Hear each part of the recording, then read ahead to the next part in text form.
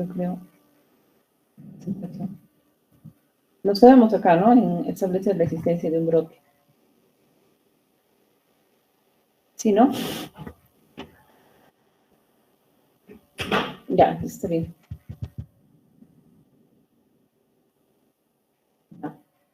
Entonces, era un brote, ¿se acuerdan?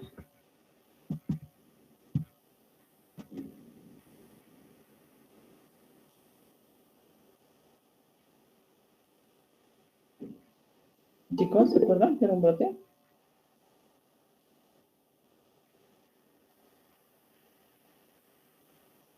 ¿Hola? ¿Me escuchan o Doctora, no? el aumento de casos de forma inesperada en una determinada localidad. Ajá, sí, exactamente como lo has mencionado, ¿no? Es el aumento de casos en una determinada localidad que podría ser mayor a lo habitual, ¿no? Entonces, el primer paso de la investigación de brote, ¿cuál era? Doctora, el primer paso es prepararse para la investigación de campo. Así es, el primer paso es prepararse. Entonces, dentro de esa preparación habíamos visto, ¿no? Que tenía que ver un poco también con lo que era la revisión de bibliografía, ver el equipo que iba a, digamos, ir a trabajar en campo, ¿no? Frente al reporte de casos que habían estado dándose. Y eso es lo que habíamos visto un poco en la clase previa. Ahora vamos a ver, olvidé grabar un ratito. Ahora vamos a ver la parte de, a ver un ratito, les voy a dejar de presentar porque siguen ingresando algunos.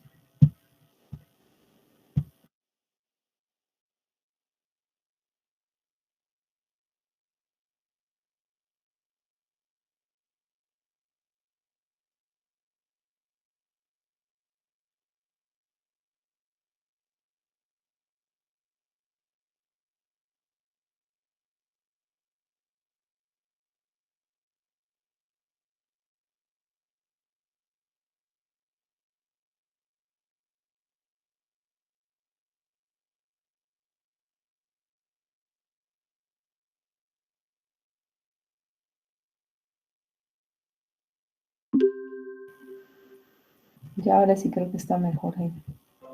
Para que puedan ingresar los que están viniendo. ¿Se ve bien la pantalla? Sí, doctora, sí, sí. Sí, doctora. Sí, se ve, Ya. doctor.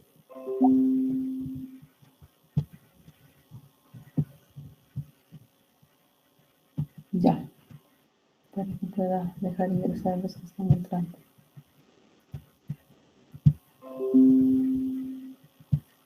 Ya. Entonces, el segundo paso es ver en este caso la existencia del brote, ¿no?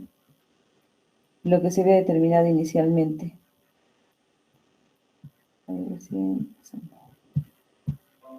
Ya. Entonces, acá nosotros, además de ya establecer que realmente existen estos casos y que no era, digamos, un problema del investigador, eso también creo que ya les mostré, ¿o no? Sí les mostré, me parece. Paso 4. Ah, ya, en el paso 4. Entonces, acá, en construir la definición de caso. Ya. Como no me dicen nada. Ya, entonces en el paso 4, pues el paso 2 es establecer que existe el brote, como estábamos viendo. El paso 2 es verificar que realmente exista, que no sea un problema de un investigador nuevo, que sea un problema, digamos, de registro en el reporte, ¿no? A veces uno puede equivocarse en la digitación y puede haber también ese problema. El paso 3 es esta verificación, ¿no? Del diagnóstico también, que no haya problemas en el laboratorio, ¿no? Que haya sido otra cosa lo que vieron y reportaron otra cosa. Y el 4 es la construcción ya de la definición de caso. Este paso es muy importante porque definitivamente bajo esta definición nosotros vamos a poder de alguna manera u otra establecer que realmente estamos frente a un brote y con esta definición vamos a poder ir buscando, en este caso, a las posibles personas afectadas, ¿no? Para este brote. Por ejemplo, en el caso de COVID, ¿no? Se tuvo que crear una definición de caso. Lo mismo también ha pasado, digamos, para sarampión, tienen que crear una definición de caso. O sea, parece otra enfermedad diferente con diarreas o con algún otro problema, también tienen que crear una definición de caso. Y en base a este es que van a ir, digamos, aumentando el número de personas que incluyen para poder definir, ¿no? Ahora, esta definición de caso, así como en un trabajo de investigación que se ve visto en la segunda unidad, ¿no? Ustedes tienen que hacer ahí investigaciones de tipo, digamos, analíticas, observacionales, ¿no? O finalmente ensayos clínicos siempre disponen de la necesidad de indicar que hay un tiempo, un espacio y una persona. Lo mismo en esta definición de caso, van a tener que indicar que hay una persona, ¿no? Hay un espacio y hay un tiempo. Ahora, además de eso, tenemos que tomar en cuenta que lo que nosotros estamos estudiando como factor, digamos, de exposición no debe estar involucrada dentro de esta definición.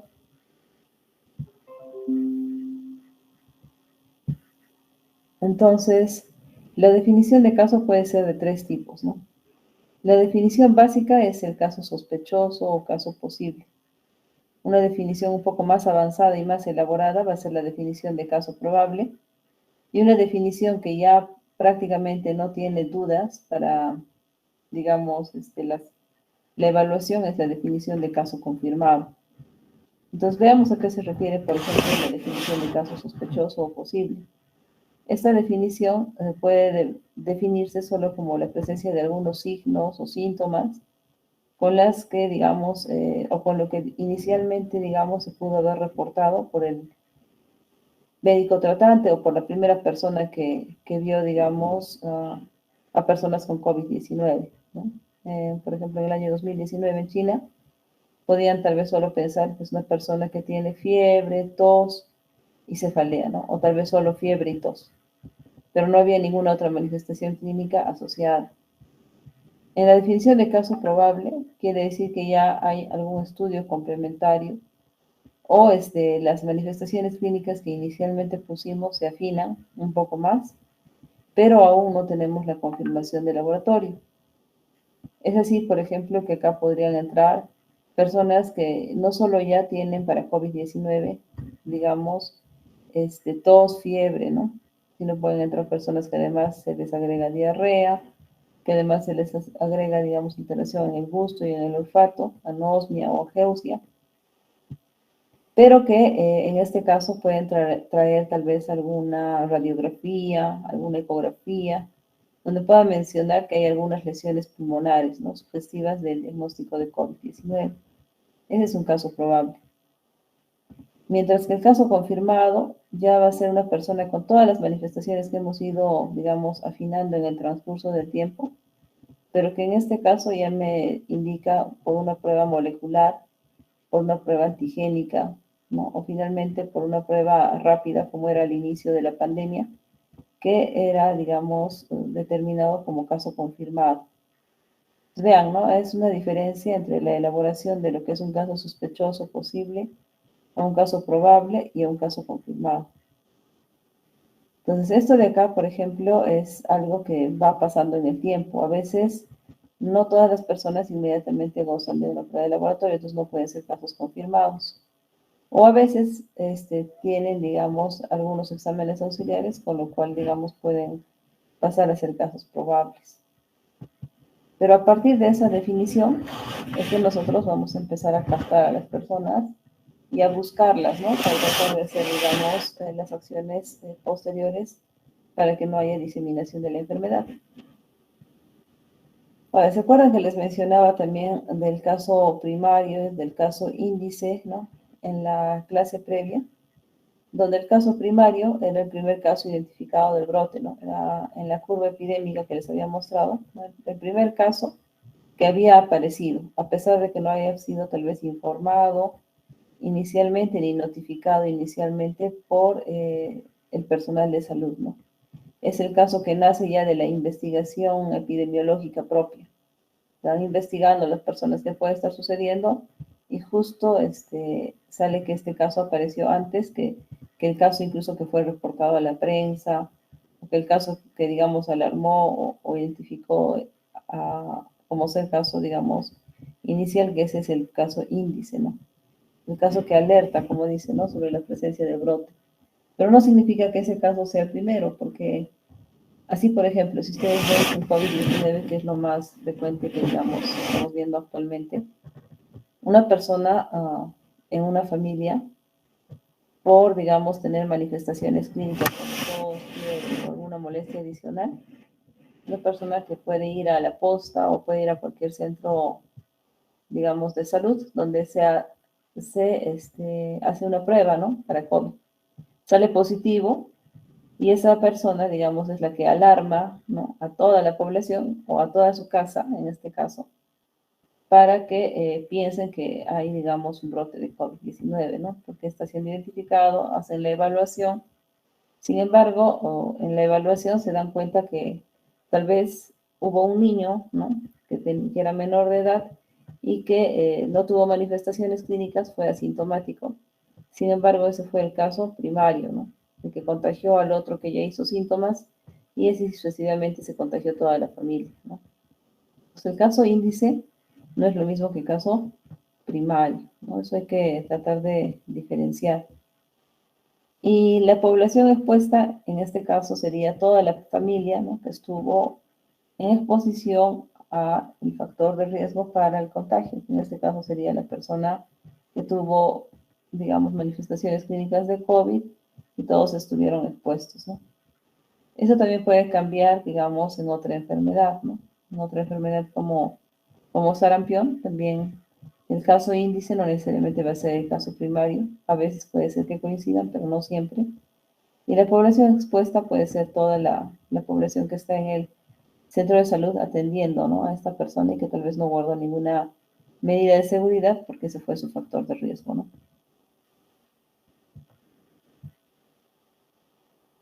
Entonces, esta definición de caso, ¿para qué me sirve, no? Me sirve para poder yo rápidamente mapear a los casos que puedo tener en una determinada localidad y de acuerdo a ello tengo que ver, romper la fuente de transmisión, ¿no? Y al romper la fuente de transmisión, yo puedo de esta manera tratar de controlar el brote, ¿no?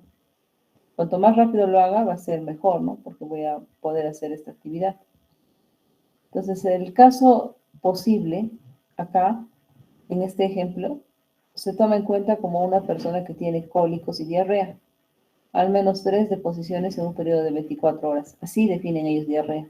No quiere decir que necesariamente es la definición que maneje, digamos, la literatura o que maneje, digamos, la OMS, ¿no? Sino para ellos, en este caso, están definiendo por caso posible como cólicos y diarrea con al menos 3 deposiciones en un periodo de 24 horas. En un niño que, digamos, está en edad escolar, residente en el distrito, con un inicio durante el mismo periodo, ¿no? Adicionalmente a esto, el caso probable, ponen acá, digamos, un poco más de la data de la diarrea, ¿no? Es un poco más afinado, digamos. Diarrea con sangre, pero sin cultivo, es lo que mencionan. Con las mismas restricciones de persona, lugar y tiempo. Es decir, son niños igual, ¿no? Niños son las personas que estamos estudiando en este caso, que están localizadas en un determinado distrito, ¿no? Y que esto tiene que estar abarcando también un mismo tiempo.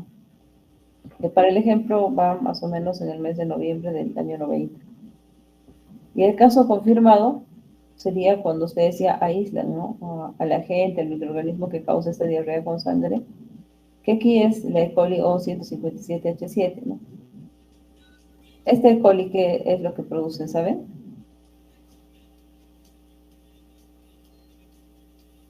¿Alguien sabe?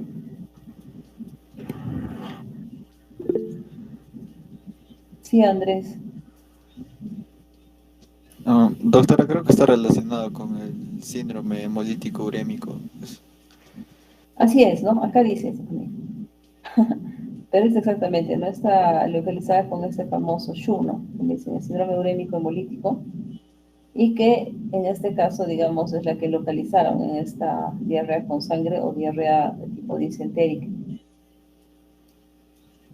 Y lo localizaron igual, ¿no? ¿En quién o qué población? La población de niños escolares, ¿no? Que son residentes de un determinado distrito, que es el mismo que está para las tres definiciones, y que se da en un periodo de más o menos un periodo corto de tiempo, menos de una semana, durante noviembre del año 90, ¿no?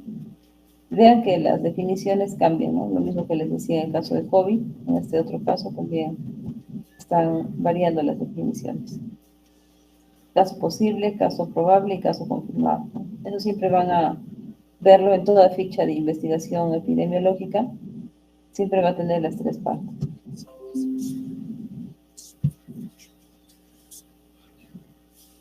Acá está, ¿no? Este es el ejemplo de COVID que se tenía, ¿no? Al inicio, todavía.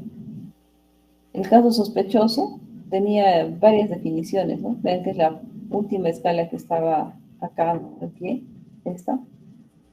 Y tenía varias definiciones, ¿no?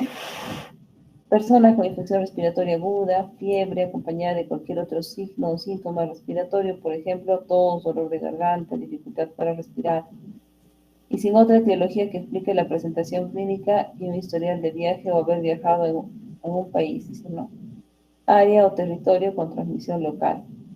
Reporte de OMS, OPS de la enfermedad de COVID-19 durante los 14 días previos al inicio de los síntomas. O sea, acá tenías que tener el viaje, ¿no? Una determinada, digamos, localidad donde se estaba reportando COVID. La segunda definición que aplicaban era persona con alguna enfermedad respiratoria aguda y que tuvo contacto con un caso confirmado o probable de infección por COVID-19 durante los 14 días previos al inicio de los síntomas. Y la tercera era una persona con infección respiratoria aguda grave, es decir, un IRAC, fiebre superior a 38 grados, tos, dificultad respiratoria, que requiere hospitalización y sin otra etiología que explique el cuadro. Vean que acá, por ejemplo, el caso sospechoso no se limita solo a una definición, sino abarca tres definiciones, ¿no? Es un poco más amplio. ¿Esto qué hacía? Hacía que cuando, digamos, la persona se acercaba a un establecimiento de salud, si tenía alguno de estos requisitos, ¿no? Era una persona que era captada como probable caso sospechoso y se le pasaba a tomar, digamos, pruebas, ¿no? Para después ver si realmente era un caso confirmado o no. Luego tenemos acá la parte 5, ¿no? Y la parte 4 es, digamos, la definición de un caso que tiene que reunir ciertas características, ¿no? Tanto clínicas como características de laboratorio, para hacerse caso confirmado. La parte 5 lo que me indica es que aquí tengo que, con esta definición, hacer una búsqueda de todos estos casos. Es la parte, digamos, donde el personal tiene que salir incluso a ver quiénes pueden ser las personas contagiadas, ¿no? Para tratar de ver las medidas de control. Entonces acá lo que se trata de hacer, si por ejemplo estamos en una localidad pequeña donde nos han llamado porque hay un cuadro de fiebre hemorrágica, tenemos que hacer el censo, ¿no? De todas estas personas que puedan tener esta definición de caso en esta pequeña localidad. Y después de ello, tratar, digamos, de ver cuáles serían las formas de controlar esta transmisión. Entonces acá normalmente se trata de ver bajo, digamos, encuestas o bajo el censo que se va a trabajar, cuántas personas realmente podrían estar contagiadas, ¿no? Si nos llaman, por ejemplo, no sé, a la selva, porque hoy día se presentó un cuadro donde están muriendo 5 personas por un cuadro febril hemorrágico, y nosotros mañana estamos allá, o el mismo día de hoy, pues tenemos que hacer esta evaluación, ¿no? A través de un censo y marcar una encuesta para ver dónde realmente si son 5 personas o tal vez son más, ¿no? Las que se han enfermado y las que tienen riesgo de contagio de esta enfermedad hemorrágica, ¿no? Para eso nosotros tenemos que tener fichas ya prediseñadas o finalmente en la parte de preparación tenemos que haber hecho un instrumento o redactado un instrumento de evaluación, ¿no? Y en ese instrumento tenemos que poner a veces datos genéricos como la dirección, el nombre, si estamos en una ciudad y también si estamos en una localidad donde las personas tienen teléfono, mejor si podemos incluso mapear las coordenadas donde, digamos, está dando y ocurriendo estos eventos, mejor aún, para que nosotros podamos hacer, digamos, la evaluación del radar, ¿no? Así como Jon Snow, ¿se acuerdan al inicio? Mapeó sus casos, ¿no? Entonces tenemos que mapear, ¿no? Para ver en qué ámbito o en qué radio geográfico se encuentran todas las personas afectadas. Tenemos que poner datos genéricos también como la edad, sexo, ¿no? ¿Qué pasa si es una enfermedad hemorrágica que solo afecta a ancianos, ¿no? ¿O qué pasa si es una enfermedad hemorrágica que está afectando a todas las edades, ¿no? Sin distinción de grupo. Pues las acciones posteriores van a ser diferentes. Tenemos que ver también los signos y síntomas, poner la fecha y hora de inicio de cada uno de ellos. Esto es porque recién estamos investigando y no sabemos de qué se trata esta enfermedad, ¿no? Posteriormente, ya cuando tal vez estemos en otra fase de identificación del brote, tal vez ya no va a ser necesario, ¿no? Pero ahora sí, ¿no? Para saber qué fue al inicio, qué empezó y todo, para que de acuerdo a eso empecemos a hacer, digamos, el mapeo, ¿no? Y también acá es importante tomar en cuenta los factores de riesgo, porque así como ustedes han visto en el caso de COVID-19, ¿no? Cuando empezaron a identificar los primeros casos, salían los primeros reportes, y decían, la enfermedad es una simple gripe, ¿no? La enfermedad, otros decían posteriormente, no, es una enfermedad que afecta sobre todo a mayores de 60 años, afecta a personas con comorbilidades, ¿no? Entonces eso ya es lo que, digamos, empezaba a darse. Ahora, adicionalmente a esto, hay información que, por ejemplo, los pacientes o las personas que están evaluando pueden querer darles, ¿no? Entonces, es información que ustedes también pueden anotar porque vamos a hacer, vamos a empezar a localizar a estas personas, vamos a empezar a localizar las características clínicas de dónde está ocurriendo este evento. Entonces, acá tienen un ejemplo de cómo, por ejemplo, valiendo la redundancia, este investigador, ¿no? Bajo un determinado código, armó su patrón y puso acá las edades de estas personas que identificó, el sexo, ¿no? Los síntomas que había encontrado marcando con una X, la fecha de inicio de síntomas, ¿no? La hora de inicio de síntomas, que no necesariamente se coloca como les dije. La fecha sí que es importante, pero acá, como es la primera vez que estamos viendo esta localidad y no sabemos de qué se trata, por ejemplo, esta enfermedad febril hemorrágica, tenemos que poner, ¿no? ¿Qué hora inició para saber quién es el caso índice y quién es el caso primario? A partir de qué localidad empezó a diseminarse la enfermedad, por eso hacemos el mapeo y cómo vamos a hacer nuestro control, ¿no? Y acá, por ejemplo, como era una localidad donde hubo, digamos, un cuadro diarreico asociado, se preguntó por alimentos ingeridos, ¿no? Entonces, sopa, guiso, ensalada, torta, ¿no? ¿Cuál ingirió? Y de acuerdo a eso se iba marcando. El paso 6 se refiere a la parte de descripción, ¿no? Es decir, todo lo que nosotros hemos trabajado con los encuestadores en la zona, que puede habernos llevado un día, todo este trabajo, ¿no? Tal vez desde las 8 de la mañana hasta las 8 de la noche, luego lo tenemos que sistematizar. Y al sistematizarlo significa que lo tenemos que pasarlo a nuestra computadora, ¿no? Tenemos que empezar a mapear los casos, ¿no? Así como Jon Snow, dónde se están presentando y todo eso, ¿no?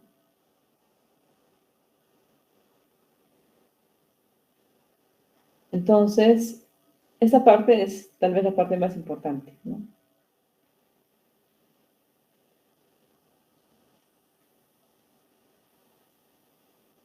Entonces, acá nosotros tenemos que sistematizar la información que hemos recogido.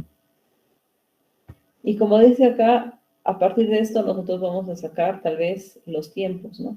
Por ejemplo, ¿qué pasa si acá nosotros vemos que, digamos, casi entre caso y caso, acá hay 2 horas, ¿no? Acá hay casi unas 3 horas, 2 horas, ¿no? En promedio casi son 2 horas. Solo este último que se presentó ya después de mucho más tiempo.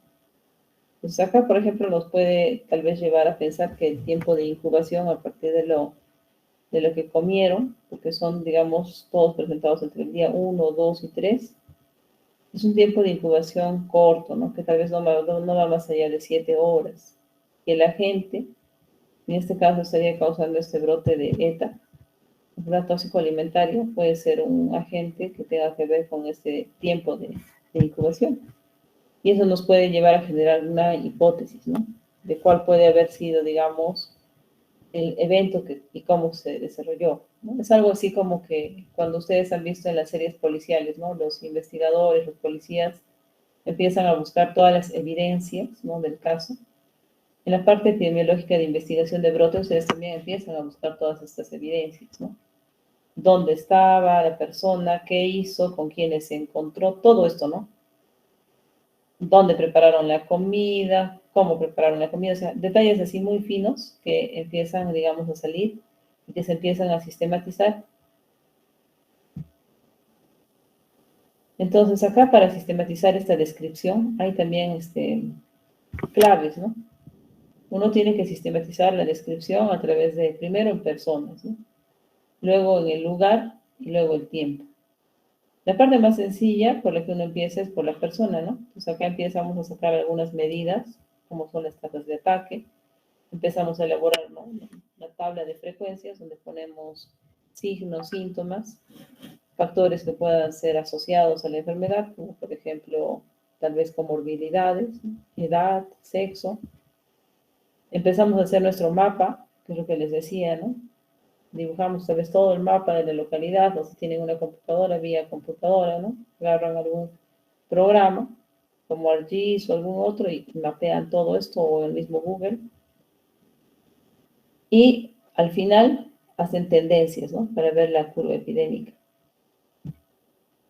Entonces, cuando quieren describir por persona, ¿no? Acá yo les mencionaba la tasa de ataque, ¿no? La tasa de ataque es lo equivalente a la incidencia, ¿no? La incidencia acumulada en este caso. ¿Y la incidencia acumulada cómo se calcula? ¿Se acuerdan?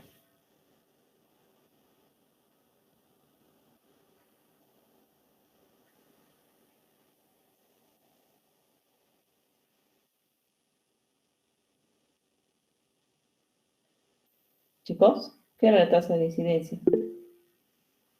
A ver, Henry.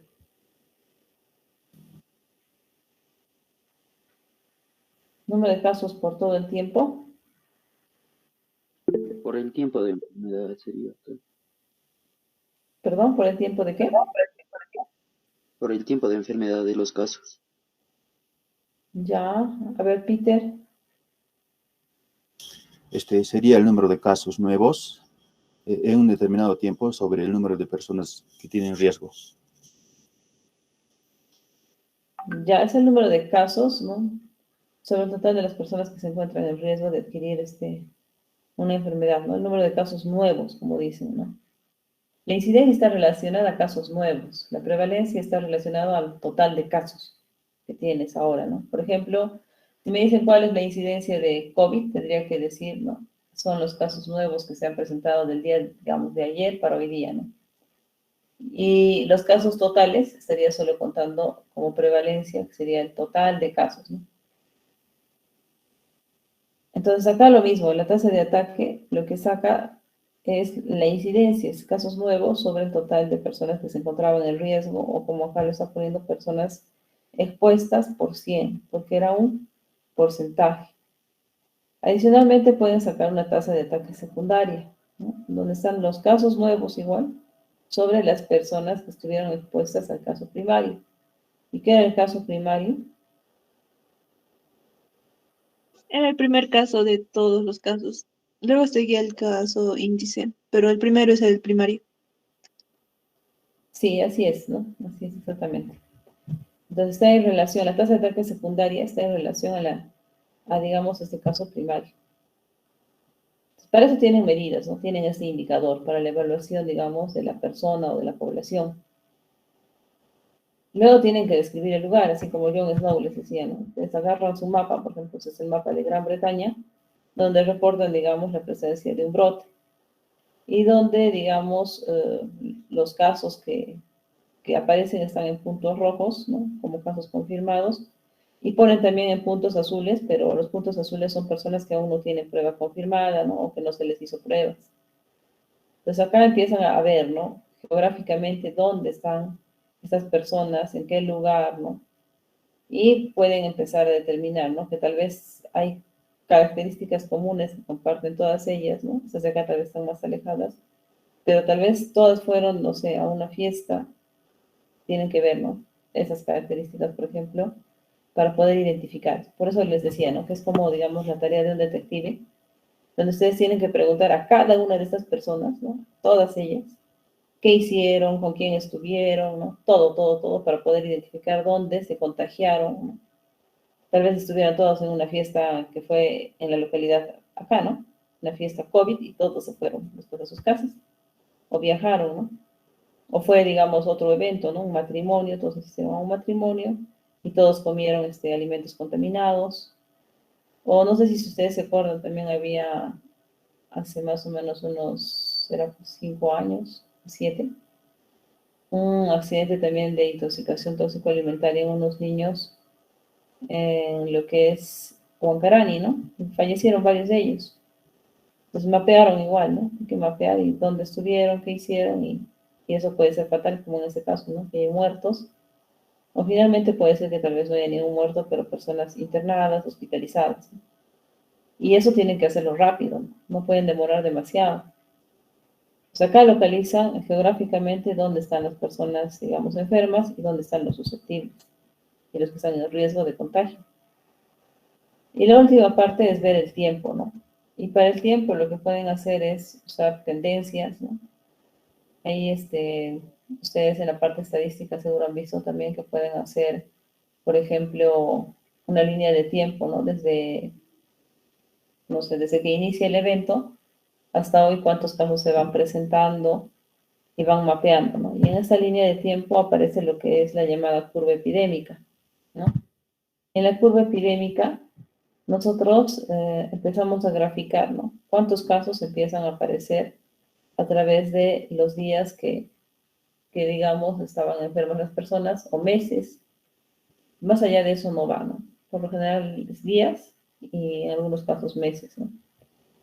Es más, a veces tienes que ser tan detallista que puedes tener que poner todo en horas, ¿no? Como lo que estaba en el ejemplo del brote tóxico alimentario.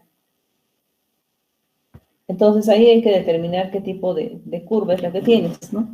Y es lo que vamos a ver, que me puede ayudar también a identificar el tipo de agente frente al cual puedo yo estar. Entonces, en la curva epidémica hay una forma, digamos, de calcularla y ustedes pueden armar un Excel. Y en el Excel calcular simplemente algunos datos y en base a estos datos hacer la curva epidémica. Lo más importante es que para hacer esta curva epidémica nosotros tengamos información previa, ¿no? Por ejemplo, esto sucede normalmente en enfermedades como neumonías o dengue, ¿no? Que son reportadas habitualmente, ¿no? Dentro de lo que es el sistema de vigilancia epidemiológico. Y que en este caso es un ejemplo de fiebre porcina clásica, pero podría ser dengue, ¿no? Donde ustedes tienen un reporte de los últimos 5 años, cómo ha estado yendo el reporte de la vigilancia epidemiológica.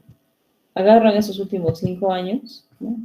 Que puede ser, digamos, todos estos, ¿no? Con cada uno de los meses adicionalmente hasta diciembre. Y ahí nosotros localizamos lo que es la mediana y los cuartiles. Lo localizamos en sí el cuartil 1 y el cuartil 3. Entonces el cuartil 1 y el cuartil 3 es localizado ya sea por estas fórmulas que nosotros tenemos o finalmente nosotros terminamos localizando con estas fórmulas, ¿no? Con la aplicación de las fórmulas donde está el cuartil 1, donde está el cuartil 3 y la mediana que en este caso coincide con la media, ¿no? Que es el cuartil 2, por así decirlo. Localizamos estos y nos quedamos solo finalmente con estos datos, ¿no? De los últimos 5 años. Al localizar estos, nosotros vamos a plasmarlos luego en una gráfica, ¿no? Y en la gráfica vamos a identificar 3 zonas principales, ¿no? Todo lo que va a estar por debajo del cuartil 1 va a ser la zona, digamos, de éxito, la zona de control, donde la enfermedad, en este caso puede ser dengue o fiebre porcina, que es lo que estábamos viendo, se encuentra controlado. La zona que está por debajo del cuartil 2 o de la mediana va a ser la llamada zona de seguridad. Entonces, es decir, que hasta acá mi reporte de casos no me va a alarmar en nada. Pero el cuartil 3 me va a significar ya la zona de alarma, ¿no? Es una zona como, por así decir, pregatillante. Si mis casos ya están elevándose acá, quiere decir que solo me falta un poquito, o estoy en el límite como para poder entrar a la zona de epidemia. Entonces, por ejemplo, ¿no? Acá para la fiebre porcina, o si quieren ustedes pueden asumir que es dengue, ¿no? En enero reportan 6 casos, en febrero 8 casos, en marzo 10, ¿no? Abril 15, mayo 25 y junio 28. Si lo vemos así, ¿no? Parece que sí, realmente por acá está habiendo un incremento de casos, ¿no? Pero lo mejor es verlo gráficamente, ¿no? Dicen que un gráfico vale a veces más que 1000 palabras, entonces ahí es que ustedes se dan cuenta, ¿no? Si bien es cierto, yo en la tabla decía, ¿no? Así parece que está viendo un incremento. Cuando yo lo grafico y veo que me estoy pasando ya de la zona de alarma, estoy entrando a la zona de epidemia, definitivamente ya me crea un impacto mayor, ¿no? Hasta acá, hasta marzo estaba bien, ¿no? Probablemente si ustedes lo ven en retroceso, podría decir, no, recién empezaron acá, ¿no? En mayo y junio es donde yo lo veo más. Pero si ustedes arman la curva epidémica, acá se van a dar cuenta que ya en marzo tenían problemas, ¿no? Que ya estaban sobrepasando la cantidad, abril, mayo y el resto ya estaban en una zona donde ustedes debían tomar alguna acción y no la hicieron. Y ya cuando están en plena epidemia o un crecimiento exponencial, pues ya es muy tarde, ¿no? Y probablemente acá la cantidad de casos prevenidos va a ser ya muy escasa, a diferencia de acá todavía, ¿no? Que puedo, digamos, cortar la curva como ustedes habían visto, ¿no? Lo que les decía que explicaban como el martillazo, ¿no? En algún momento de la pandemia por COVID. Acá pasa que ustedes están viendo una enfermedad tipo influenza, ¿no? Para esto ya han sacado igual las zonas de éxito, seguridad y alerta para influenza, para esta localidad y para este tiempo del año que ustedes están viendo. Y van a ver que, por ejemplo, durante las semanas epidemiológicas, ¿no? Que es en este caso la semana 17 a 18 empieza a haber un pico, pero con un gran crecimiento exponencial. Pero este crecimiento exponencial no es que sucede de un momento a otro, ¿no? Que está plano y así crece, ¿no? Sino tiene que tener siempre un tiempo previo, ¿no? Puede ser tal vez muy pequeño, muy mínimo acá, incluso no se nota mucho, pero siempre existe. O sea, no es que un caso de un día a otro explota. Lo mismo, ¿no? Como dicen, un vaso o la última gota que cae en el vaso, ¿no? El vaso tuvo que estar llenándose. No puede ser que esa última gota sea lo último que están viendo, ¿no? Y para eso les sirve esta curva epidémica. Pero ¿qué pasa si, digamos, yo no tengo datos previos, ¿no? De nada de la enfermedad? Simplemente tengo esta línea, probablemente negra que está acá, porque no tengo las otras zonas para determinar dónde estaba en éxito, en alerta, o donde yo tal vez podía tomar alguna acción.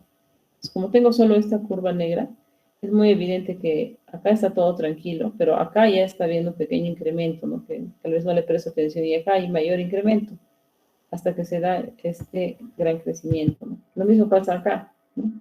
Eso ha estado como que creciendo acá, y simplemente la tendencia era esa, ¿no? Iba a haber un crecimiento mayor. Entonces yo tenía que estar acá expectante porque no había, digamos, una disminución de casos. Y esto se viene también a lo que se hace y que es, digamos, el estudio del tiempo en el cual la persona se pudo haber infectado. Y para eso se arman líneas de tiempo, ¿no? Líneas de tiempo y se arman las curvas de casos para ver el tiempo también probable de incubación de los agentes, ¿no? Es como que es toda una investigación, ¿no? Policial, donde estamos buscando a el culpable, ¿no? Que en este caso va a ser un agente que puede ser cualquier tipo de agente infeccioso, por lo general, ¿no? Entonces acá ustedes igual tienen el tiempo en semanas, tienen acá el número de casos que va creciendo, y en cuadraditos, ¿no? Van marcando sus casos, ¿no? Un caso significa un cuadradito, 2 casos, 2 cuadraditos, 3, y así sucesivamente, ¿no? Entonces, estos de cuadraditos, si ustedes ven, están todos pegados, desde la semana que es digamos, 21 hasta la semana 29. O si ustedes están tomando como en este ejemplo de días, desde el día 21 hasta el día 29, ¿no?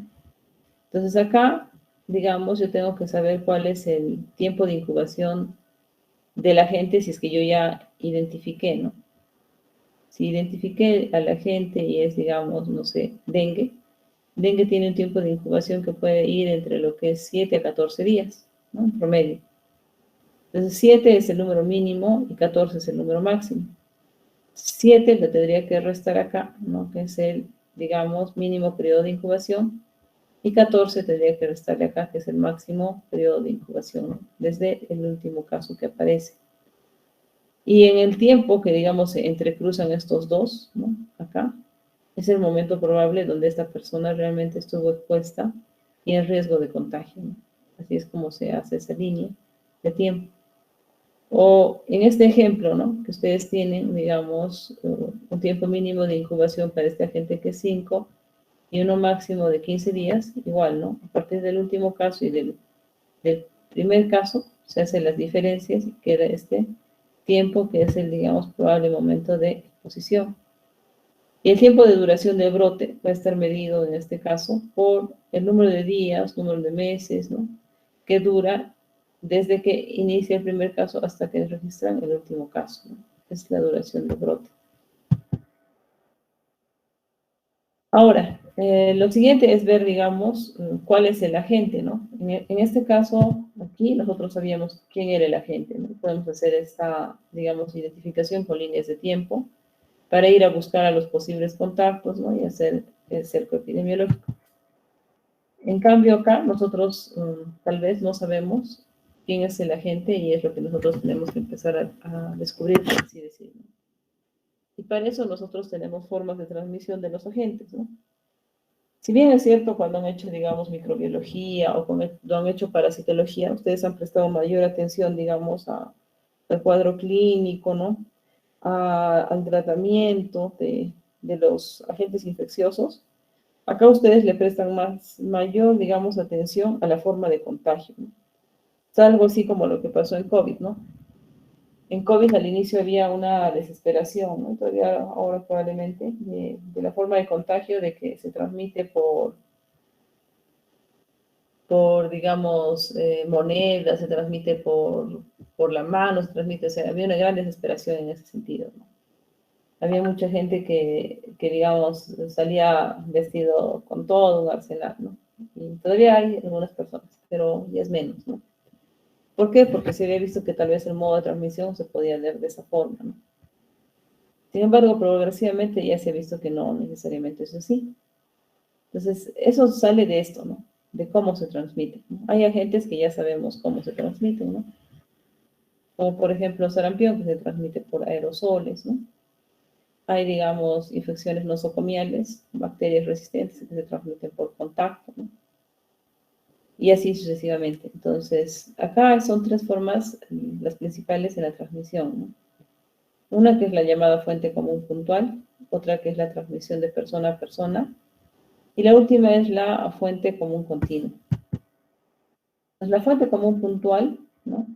Es algo así como que empieza de un punto, por así recordarlo, ¿no? Empieza de un punto y se extrapola al contagio con todos, ¿no? Entonces, este punto, ¿cuál puede ser, no? Puede ser agua, puede ser alimentos, ¿no? Y en general digamos, es el, digamos, punto o el vehículo a partir del cual, digamos, todo se contagia.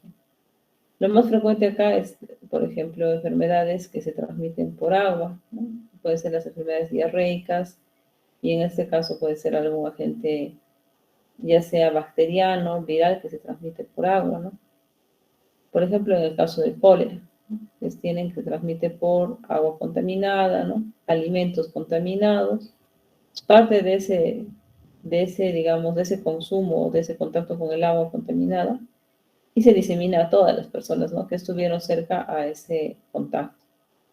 Entonces, esta curva tiene, por ser un contacto así rápido, un inicio de tipo y crecimiento exponencial y rápido.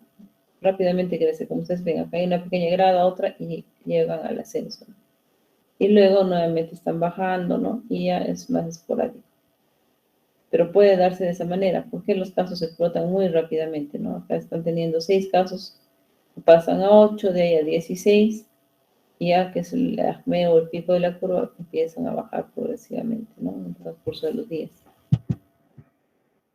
Eso también, por ejemplo, pasa en leptospirosis, ¿no? Ustedes tienen, digamos, la exposición, tienen un crecimiento más o menos lento y ahí es rápido, ¿no? Rápido, rápido, hasta que tienen el pico y luego nuevamente baja, ¿no? Esto pasa, por ejemplo, en leptospirosis en estos reclutas en el año 99. La otra forma de transmisión es la llamada transmisión de persona a persona. Esta es sobre todo la transmisión por contacto, ¿no? Una fuente llamada también propagada. Es como que, digamos, más lenta, ¿no? No es tan rápida, pero guarda una frecuencia en la evaluación de la curva. Si bien es cierto que está creciendo, ¿no? Pero estos picos se mantienen por ahí, ¿no? No hay un pico así de crecimiento grande y luego una bajada, ¿no? Como lo que había en la fuente común puntual, en esa transmisión de fuente persona a persona. Ustedes van a ver, crece, baja, ¿no? Crece, baja, sigue, crece, baja y sigue ahí, ¿no? En esa forma, digamos, de transmisión. Y si ustedes cuentan entre lo que son los picos de cada una de estas pequeñas curvas, pueden encontrar el tiempo de incubación de lo que es el agente, ¿no? Que está ocasionando esta enfermedad. Aquí, por ejemplo, ustedes tienen casi 3, 5 cuadraditos, ¿no? Que están entre cada uno de los picos y acá tienen un poco más. Entonces, el tiempo de incubación está más o menos entre 5 a 7 días, ¿no? De este agente. Y eso les sirve para que ustedes vean en literatura cuáles son los agentes que tienen ese tiempo de incubación en promedio y ustedes puedan identificar al, digamos, agente de la infección. Es como decir que identifican al culpable, ¿no? ¿Quién está ocasionando todo esto? Esto pasa en influenza, ¿no? Entonces tienen varios picos. Está acá, por ejemplo, entre el día 2 y el día 6 y el día 12, ¿no? Entonces acá más o menos está entre lo que es 4 a 6 días, ¿no? Menos de una semana. Entonces, si no saben todavía qué es influenza, este brote de infección respiratoria, y ustedes buscan en la literatura el tiempo de incubación de los agentes respiratorios más frecuentes, pueden encontrar que influenza tal vez tiene este tiempo y pueden elucubrar o hacer hipótesis de que este es, digamos, el agente infeccioso, ¿no? Hasta que lo logren identificar. Pero ¿para qué les sirve esta, digamos, elucubración o esta hipótesis? Porque si bien es cierto, podría identificarlo tal vez con una prueba, pero la prueba me va a demorar por lo menos 24 a 48 horas de salir. Yo en esas 24 a 48 horas tengo que trabajar duramente para que las personas que están acá también, digamos, relacionadas con estos que ya se volvieron casos, ¿no? O que se enfermaron y que son susceptibles, no enfermen. Entonces, tengo que buscar todas las medidas de control para el resto, ¿no? Para los que no enfermaron. Y la fuente común continua o intermitente es, digamos, una fuente que a veces ya no tiene un pico tan definido, ¿no? Un poco comparte de lo que eran las dos previas, ¿no? Y acá, por ejemplo, tenemos histoplasmosis en viajeros, ¿no? Bien es cierto, está creciendo, es pegada, ¿no? Pero es lenta, tiene un pico, luego baja y otro pico, ¿no? Es como la fuente primera que habíamos visto, o la fuente inicial, tipo común continua, pero mezclado un poco con lo que es la fuente de transmisión persona a persona. Lo mismo pasa acá, ¿no? En el dengue, ¿no? Parece que estaría siendo de tipo transmisión persona a persona, pero luego tiene un crecimiento más rápido y baja. Entonces, todo esto es la parte, digamos, de la descripción, ¿no? Entonces, la parte de la descripción del brote. Todo esto tienen que trabajarlo muy rápidamente, ¿no? Si ayer fue el día donde ustedes trabajaron la recopilación de información, hoy día tienen que trabajar esta parte de descripción y al mismo tiempo empezar a plantear las medidas para el control del brote, ¿no? Eso se llama el desarrollo de la hipótesis, ¿no? De cómo sucedió, qué pasó, cuál fue, digamos, el modo de contagio, ¿no? Y dónde puedo cortar esta cadena de transmisión, ¿no? Ahí es donde yo tengo que desarrollar esto. Entonces acá a veces, para nosotros tratar de identificar lo que es la hipótesis, ¿no? De cómo está sucediendo esto, tengo que sentarme un poco más y analizar, ¿no? Si bien es cierto, todo esto estoy haciendo en campo, al mismo tiempo tengo que ver con el epidemiólogo del equipo, ¿no? que ya me empiece a analizar, ¿no? Toda la parte descriptiva, entonces, netamente de la parte epidemiológica, ¿no? Mientras el resto puede estar atendiendo a las personas, puede estar, digamos, viendo algunas medidas de control pequeñas, ya aquí tienen que estar haciendo, ¿no? Como la parte, digamos, epidemiológica, viendo a quiénes está afectando más, dónde se están localizando, ¿no? Cuáles pueden ser las posibles causas, ¿no? Y dar unas hipótesis acerca de cómo puedo empezar a controlar eso, ¿no? Que es lo que viene en la parte 8, ¿no? En la parte 8, al hacer la hipótesis, tengo que plantearme ya, para cada brote, ¿no? Normalmente se debe hacer este estudio, ya sea, como ustedes están viendo acá, un estudio analítico que puede ser en casos control, de corte, ¿no? Y evaluar medidas de asociación y riesgo. Eso se hace, digamos, de forma tan rápida que nosotros tenemos que hacerlo de forma inmediata, ¿no? No se puede demorar. No es que este estudio ya sale al final, ¿no? Sino ahí se hace, ¿no? Rápidamente con todos los casos. Y por eso les decía que la parte tal vez más importante era la parte de la descripción, porque ahí armo toda la base de datos, armo la localización, armo todo, ¿no? Prácticamente en relación a este brote.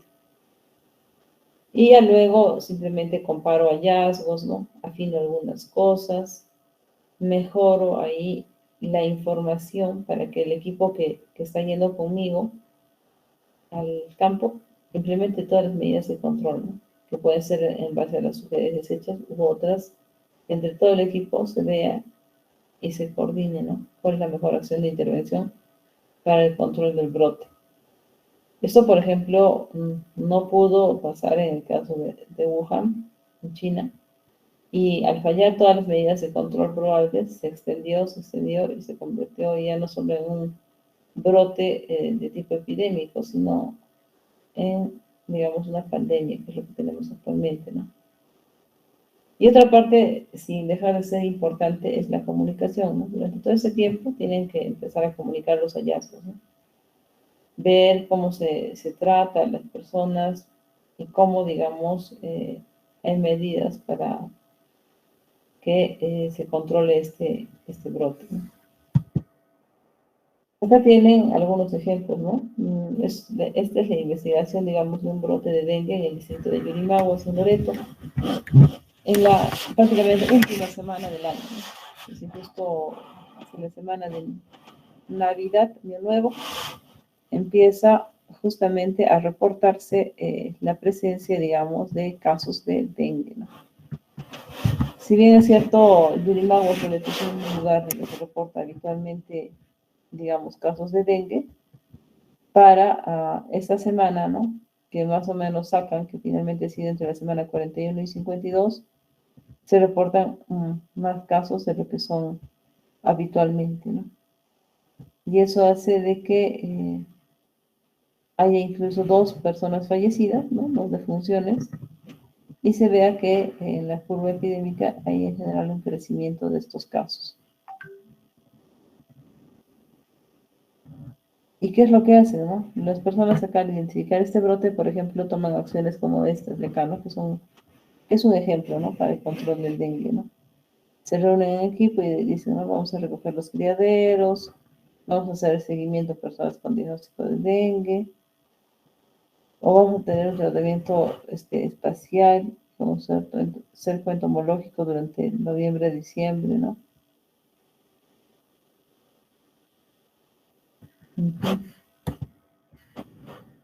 Acá, ¿no? Este ya también es un solo caso de encefalitis por ameba de vida libre, ¿no? Les había mencionado que habían algunas enfermedades, como por ejemplo rabia, polio, ¿no?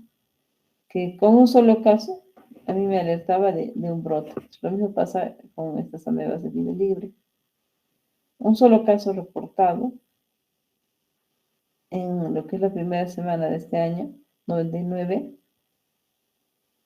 en general me lleva a pensar que hay un brote, ¿no? Describen solo este caso, ¿no? Que es una niña que acude a una piscina de un club cultural en Chorrillos y que inicia síntomas, ¿no? Con malestar general, cefalea, vómitos y todo el trayecto que tienen, ¿no? Y las evaluaciones correspondientes para luego gozar del tratamiento. Solo un caso puede ser un brote. No sé si tienen alguna pregunta.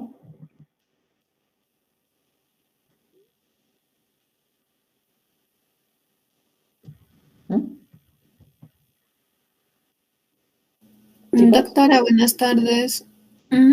Doctora, por favor, ¿podría volver a repetir la parte del cálculo que más o menos podemos hacer en base a los picos? ¿Qué parte del cálculo quieres ver? No te Del entiendo. cálculo del periodo de incubación, doctora. Ah, el periodo de incubación, ya. Esto. Lo que pasa es que, por Sí, ejemplo, ¿sí? U otro. sí, doctora, sí. Ya, lo que pasa es que, por ejemplo, en este caso de lo que es la transmisión de persona a persona o fuente propagada, es uno de los casos que cuando ustedes arman la curva y ya ven que es esta tendencia de esta curva, ustedes sí podrían calcular el tiempo de incubación. Lo que no pasa, por ejemplo, con las otras formas de transmisión, ¿no? Entonces acá, por lo general, en esta fuente de transmisión persona a persona o por contacto, que es lo más frecuente que sucede, van a tener un tiempo entre los picos, ¿no? Acá hay un pico chiquito donde empiezan, ¿no?, con 2 casos. Acá hay otro pico, ¿no?, que está más o menos con 7 casos, otro que está con 8 y acá un poco más, ¿no? Es el tiempo que está entre cada uno de los picos, ustedes tienen que sacar, ¿no? Entonces acá en promedio, por ejemplo, hay 5, ¿no? Porque están 5 cuadraditos. Hay otros 5, acá ya 6, 7, 8, ¿no? Entonces, eso está en días. Entonces, acá el tiempo de incubación más o menos de este agente está entre 5 a 8 días. Promedio pueden decir tal vez una semana, ¿no? Y ustedes tienen que buscar en literatura qué agente podría ser, ¿no?, el que tiene este tiempo de incubación y que esté ocasionando este tipo, digamos, de brote. Y para eso obviamente tienen que saber, ¿no?, cuáles son las características generales de la definición de caso, ¿no? No va a ser lo mismo que ustedes busquen un agente que es de transmisión, digamos, diarreica y que se está transmitiendo, o sea, que la persona tiene diarrea, ¿no?, vómitos que se transmite por contacto, a que sea una persona que, digamos, tiene otras manifestaciones clínicas y también tiene el mismo tipo de curva, ¿no? Entonces tienen que ver ahí la unidad, ¿no? El cuadro clínico, para ir a buscar en base a ese cuadro clínico los posibles agentes infecciosos, ¿no? Gracias, doctora. ¿Alguien más?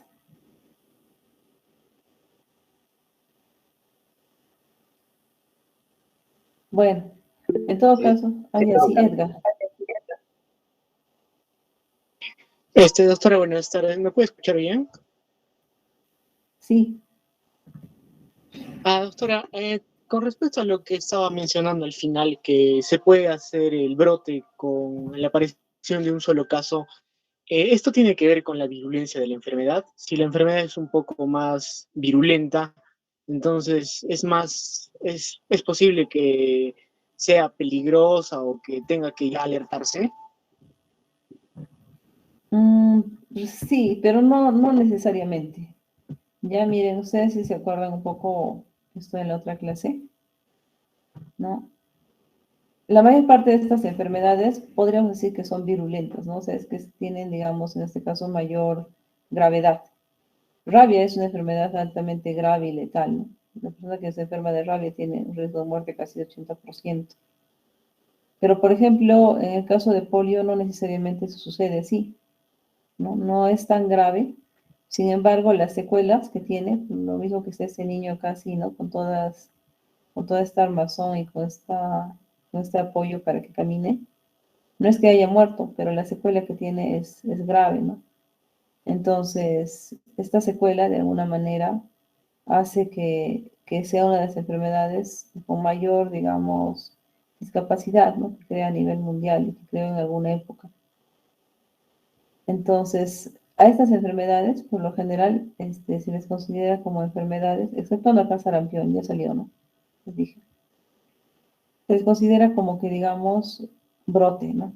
Pasó, por ejemplo, el año pasado que se consideraba esta enfermedad que ya estaba casi, entre comillas, desaparecida, ¿no? Con pocos reportes de casos de difteria, como enfermedad de que no era necesario, digamos, el reporte tan estricto. Pero empezó a aparecer solo un caso en Perú, para que nosotros, digamos, estamos en un brote de difteria, ¿no? Y aparecieron 2 o 3 más por ahí.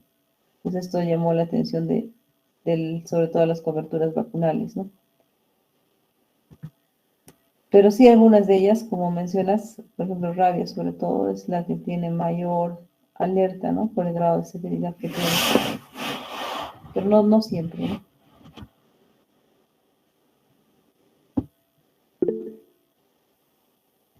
Sí, John David.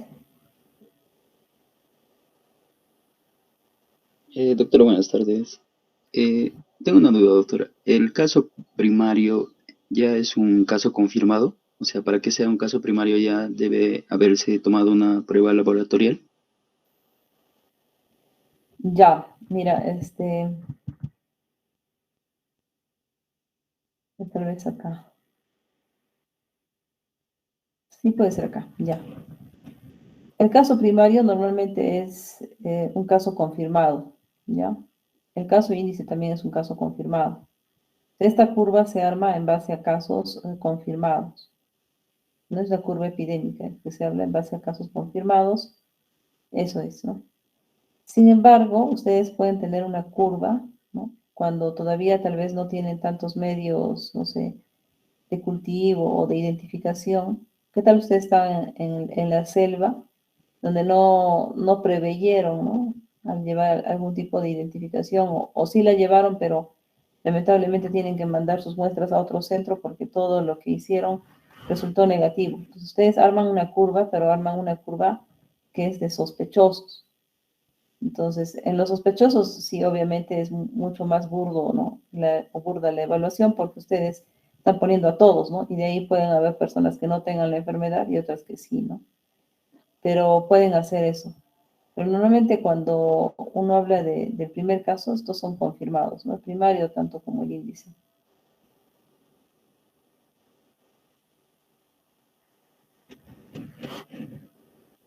Ya, muchas gracias, ¿Sí? doctora.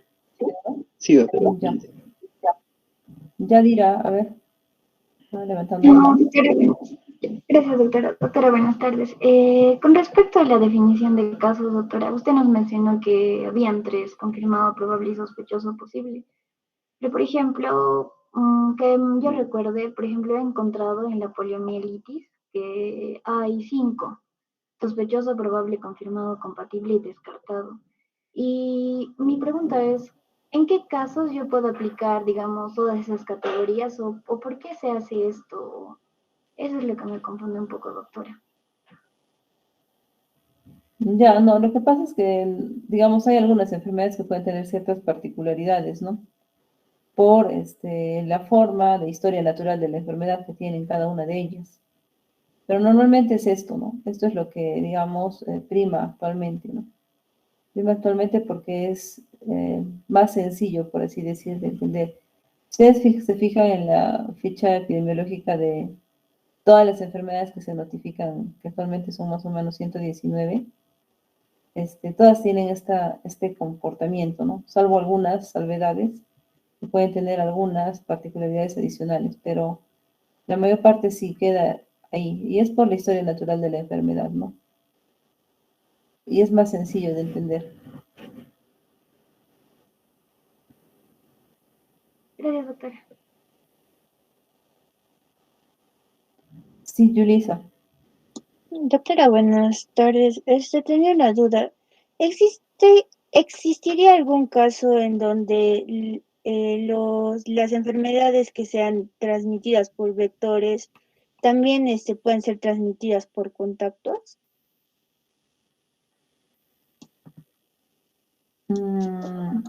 A ver, ¿qué se ve por vector y por contacto? No que conozca, pero habría que revisar, tal vez por ahí se me están pasando alguna, pero es más raro, ¿no? Porque el vector en este caso es el transmisor. ¿O tienes en mente alguna tal vez? No, no, doctora, solamente tenía una duda porque, bueno, el inicio del COVID se sospechaba que había sido transmitida por un murciélago. Entonces ese sería el vector, el reservorio, pero, o sea, eso era lo que me confundía, porque ahora sabemos que se transmite por contacto, o de persona a persona. Bueno, Ahí hay dos errores, mira. Uno, primero, el más fácil, ¿ya? El COVID no se transmite de contacto a contacto. Su transmisión principal es por vía aérea, ¿ya? Digamos, por aerosol. Es una transmisión común continua, por así decir. Ya no es de persona a persona necesariamente, que es la segunda, ¿no? Tienes una transmisión común continua. Si bien es cierto, la mayor parte de reportes al inicio decían que era por objetos, ahora esa posibilidad prácticamente ya está casi descartada. Sin embargo, todavía hay, digamos, algunos estudios que mencionan que puede darse ese tipo de transmisión, ¿no? Entonces, ahí todavía, bueno, como nos queda todavía estudiar y estamos en pandemia, puede ser que cambie alguna definición en el tiempo, ¿no? Pero la transmisión principal es por aerosol, ¿no? Por aerosol. Como su fuente es más que todo de tipo común continua, ¿no? Es como una mezcla entre la primera y la segunda. No te digo que no necesariamente sea por contacto, pero no es exclusiva de esa forma, ¿no? Y la otra parte es que en el COVID, así como en otras enfermedades, es diferente el reservorio que transmite a lo que es, digamos, la transmisión que se da cuando ya está en la persona, ¿no? Es así que digamos, hay enfermedades como la influenza, ¿no? En el año 2009 hubo un brote grande de influenza, no sé si se acordarán. Tal vez algunos estaban todavía en colegio, no sé. No todos tal vez lo tienen en mente, pero esa época se habló de fases en la transmisión, digamos, de la curva epidémica, ¿ya? Y estas fases es como que, digamos, marcaban el paso de la transmisión de lo que eran animales hasta la transmisión en humanos, ¿no? En COVID no ha existido eso, ¿no? En COVID ese paso ha sido bien rápido, ¿no? Prácticamente ha ocurrido solo en un mes, pero influenza, digamos, como que también fue corto, pero se notaba, ¿no? Entonces, ahí, por ejemplo, en la primera fase, tal vez, digamos, hablaban en la fase 1, ¿no? Es la fase de transmisión que estaba ocurriendo en animales, que podía ser en ese caso para el COVID, ¿no? No sé si murciélagos o algún otro animal, ¿no? Que es lo que, digamos, se decía en el estudio. Pero probablemente sean los murciélagos, que es la teoría, digamos, más frecuente. Después, digamos, se pasó a un hospedero intermediario, que también está todavía en evaluación, ¿no? Que luego ya también se pasó recién al hombre, ¿no? Entonces, esas son las fases, digamos, de la fase 1 hasta la fase 5, iba, ¿no? En algún momento se hablaba, estamos en la fase 3. En general, cuando ya estamos hablando de transmisión en humanos, no se han fijado esas fases, ¿no? No existen. En humanos solo hay una curva epidémica, que es una curva de ascenso, un pico y un descenso, ¿no? En cambio, en esto de influenza y que pasa también, o que pasó con COVID, ¿no? De la transmisión desde el animal hasta el hombre, ahí sí hay 5 fases, ¿no? Una fase inicial donde estén animales, la fase intermedia, que es la fase 3, que es donde ya están identificando en humanos, la fase 4, que ya se demuestra definitivamente que la transmisión se da en humanos, y la 5, pues, que es la de mayor crecimiento, ¿no? Una población más grande como fase pandémica, ¿no? Esas son, digamos, las fases, ¿no? Ahí. Pero no es que, digamos, el COVID de frente haya venido del murciélago hacia el hombre, ¿no? Sino ahí lo que estaban viendo, incluso en algún momento podían ser, no sé si pangolines, otros mamíferos, ¿no? Que estuvieran ahí de intermediarios, ¿no? Para pasar al hombre. Ahora, esa transmisión, por ejemplo, es que ocurre una vez, entre comillas, ¿no? En forma teórica. Y luego ya se da la transmisión entre humanos, ¿no? Pero que al mismo tiempo, entre vector y humano, y contacto, no sé, habría que revisarlo bien. No, por lo menos de las enfermedades que conozco, no encuentro alguna. Pero tal vez hay alguna por ahí, ¿no? Que sería como para poder revisarlo. Gracias, doctora.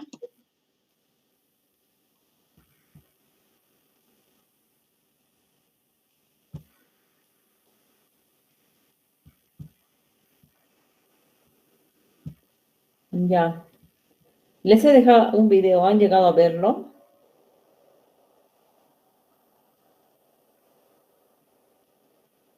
Ya, solo una persona dice que sí. ¿El resto ha Yo llegado a también, verlo? sí, Doctora, Ah, ya. Entonces, a ver, solo la discusión corta, ¿no? Del video. ¿Qué les ha parecido ahí, en el video, la notificación de brote que hacen? ¿Cómo se enteran las personas? ¿Y de qué se trataba ese brote que identifican? ¿Se acuerdan? A ver, José Ángel. Doctor, un resumen de todo, ¿no? Del video. Dígame, No es el video, no, solo de lo que les estoy preguntando, de cómo es que se enteran, qué pasa, ¿no? Y de qué enfermedad más o menos se trataba, sin el diagnóstico confirmado, ¿no? Solo como el sospechoso o probable. Doctora, esto ocurrió, ¿no? En Bolivia, en San Joaquín, donde estuvieron apareciendo casos, ¿no? De personas que empezaron a manifestar, fiebre, también sus semillas sangrientas y que tenían demasiado dolor. Entonces, ¿qué estaba sucediendo? Todas esas personas que estaban siendo contagiadas con una nueva aparición, ¿no? Un brote que estaba en allí, una gran parte estaba falleciendo, por lo cual se estaba sospechando, ¿no? Que era una fiebre hemorrágica.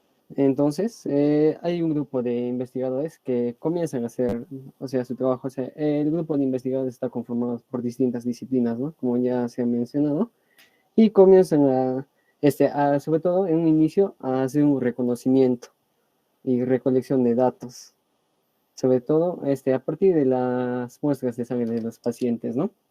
Que estaban infectados. Y supuestamente se pensaba que era un virus, ¿no? Y el detalle en ahí también era de las personas, doctora, que pensaban que este era un castigo divino.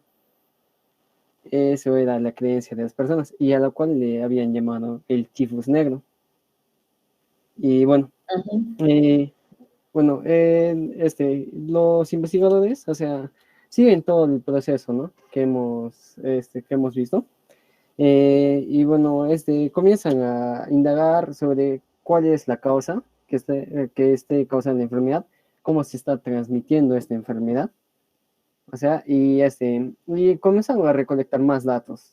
O sea, literal, es buscar información, buscar datos, sobre todo de las personas que se han contagiado, y también hacen el mapeo. O sea, siguen todos los pasos que nos enseñó, hacen hasta un mapeo de esa zona, los dividen por cuadras, así, para aislar, o sea, los casos, o sea, en qué sitios están los casos que se han manifestado y cuántos están alrededor, se han contagiado, sobre todo también para relacionarlo con el tipo de contagio, ¿no?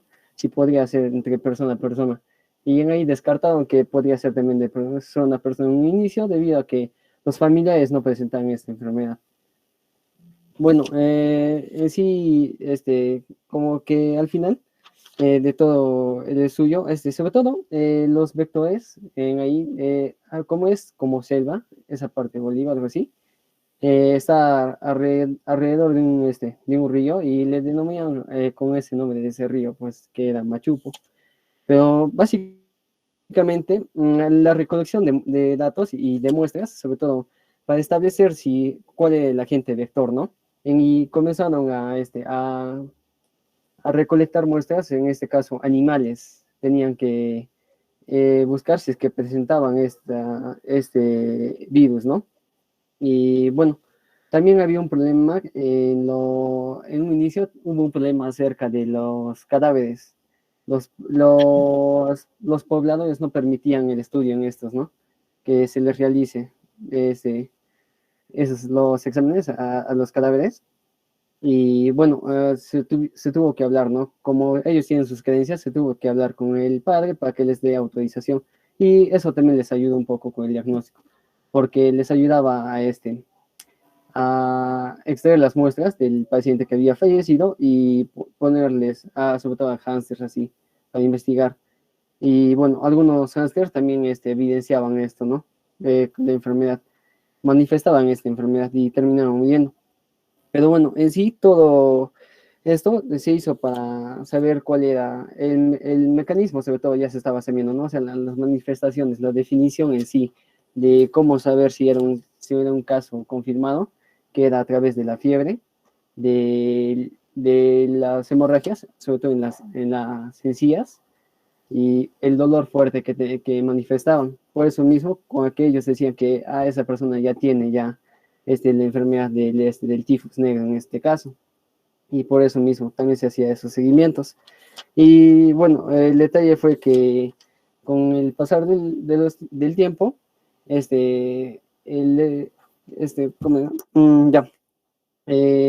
lograron identificar cuál era, a través de las muestras recolectadas en animales, lograron identificar a uno de ellos en particular, que era un roedor, doctor, que era el Calomys callosus. Era el principal, ¿no? El agente vector que transmitía esta enfermedad a través de la orina. Y en un inicio que no les mencioné fue que los pacientes, bueno, las personas eran muy higiénicas, o sea, aparecía una enfermedad y estaban cuidándose excesivamente. ¿Qué hacían? Limpiaban sus casas, barrían todo, o sea, muy tan limpias que las personas cometieron un error en allí. ¿Cuál era el error? Era el barrer, porque estos roedores barrían todo, orinaban, ¿no? En las casas, en los suelos, así, y sus heces también. Y al momento de las personas, los pobladores de barrer, levantaban ese polvo hacia el aire. Y así es como se transmitía de los roedores hacia las personas. Otro era también cuando estaban en contacto con los animales, lo que pasó con los investigadores que consumieron el queso que estaba contaminado por la orina o heces de este roedor. Y por eso también que ellos también se contagiaron. Y bueno, ese era el mecanismo de infección por lo cual se habían contagiado las personas, ¿no? Uno era porque al barrer las personas levantaban ese polvo junto con los agentes y aspiraban, ¿no? O inhalaban o respiraban ese polvo y se contagiaban. Y otra era por el consumo de los alimentos que tenían el contacto con estos. Y bueno, eso era sobre todo esa era la exposición, ¿no? De las personas. Y bueno, como buscaban una cierta relación, como hemos visto, que se busca, ¿no?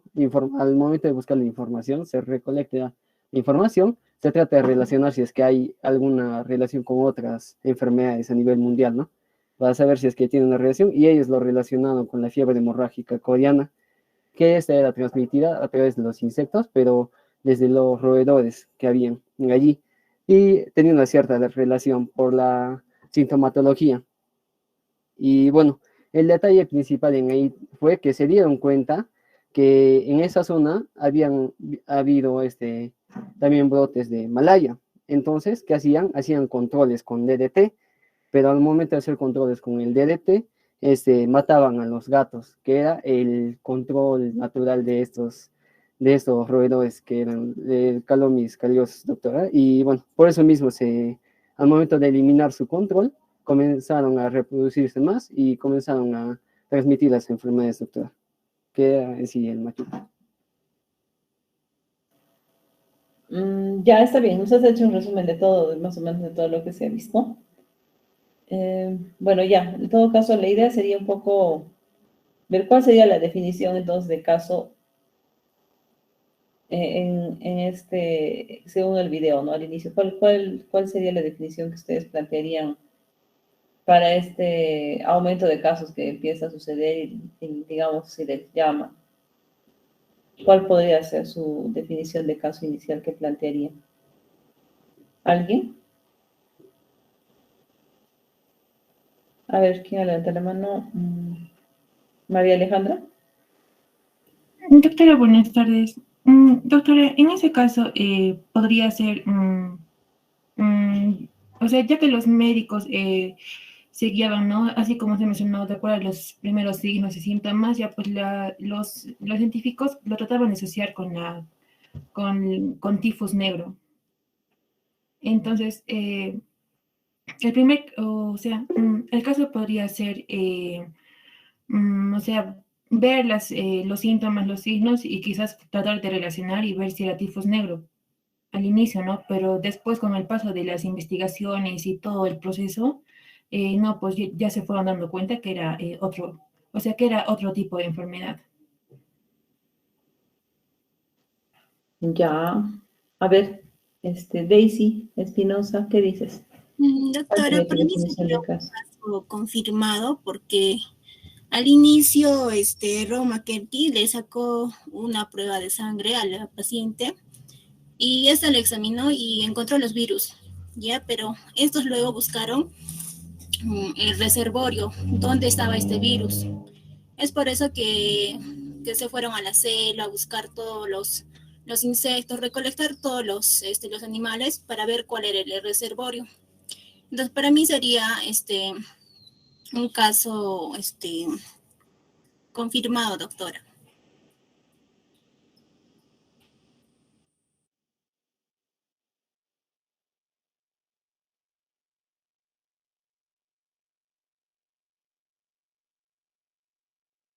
Doctora, ¿se me escuchó?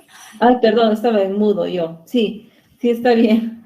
A ver, ya claro, esa es una forma de ver, pero ¿cuál es la definición de caso? Ustedes son, digamos, el médico serum que está ahí y les dicen, doctora, ha venido el comunero de tal lugar y me ha dicho que está reportando esto. ¿Cómo, cómo hacen su definición de caso? ¿Cuál es la definición de caso? A ver, Yuri. Doctora, buenas tardes. En este caso, para la definición del caso, será viendo todos los síntomas que los pacientes presentaban, por ejemplo, la fiebre, dolor intenso que tenía y la hemorragia. Y como esto era común en todos los que estaban enfermando, se podría decir que esta sería la definición del caso. Ya, a ver. Jair, que también está levantando la mano. A ver, ¿qué dices, Jair? Doctora, buenas tardes. Sí, concuerdo con mi compañero. En un inicio, tal vez como caso probable, nosotros podríamos guiarnos por la sintomatología que presenta el paciente, ya sea la fiebre, el dolor de espaldas también que menciona en el video, que ya era algo así como muy característico de este cuadro, y también las hemorragias. Y pues como también no se tenía ciertamente el agente exacto, solo se sabía que era un virus. Ya un caso definitivo lo corroboraríamos ya aislando al virus en el hígado, creo que se también presentaba, o bueno, en la sangre de los pacientes, para decir que ya es un caso definitivo. Ya, a ver, Luis Ángel, ¿qué dices? Luis Ángel Paucar. ¿Cuál sería la definición de caso? Ya, doctor, yo también concuerdo con mis últimos compañeros, ya que nos indicaba el video que era una nueva enfermedad, entonces lo único que podemos hacer es una definición de caso probable y basado en los síntomas sería que caso probable sería que la persona es una persona que presenta fiebre, podría ser dolor lumbar, que era lo que caracterizaba, y también podría ser la presencia de hemorragias en mucosas. La gingivorragia creo era lo más característico. Y eso sería, doctora. Ya, a ver una última opinión ahí. ¿Quién sigue? Andrés, Eduardo, ¿qué dices? ¿Cuál sería la definición de caso? Como ya mencionado, sí, no se puede decir un caso confirmado así como tal, solo sería en base a la clínica que han estado presentando las otras personas y, y bueno, es más que todo caracterizado por la fiebre, el dolor de espalda, la hemorragia, ¿no? A nivel de las encías y en este caso ya el primer caso confirmado así como tal creo que sería después de que han hecho una autopsia y en base a esa autopsia han logrado aislar el virus al inocularlo en los roedores.